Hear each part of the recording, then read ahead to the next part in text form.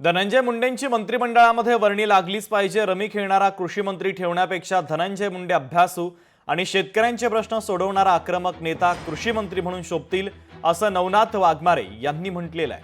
तर अंजली दमानिया आरपीआयसाठी मीडियासमोर सुपाऱ्या वाजवण्याची सातत्याने प्रयत्न करतात। तसंच दमानिया या केवळ ओबीसी नेत्यांना टार्गेट करतात, असा आरोपही ओबीसी नेते नवनाथ वाघमारे यांनी केलेला आहे।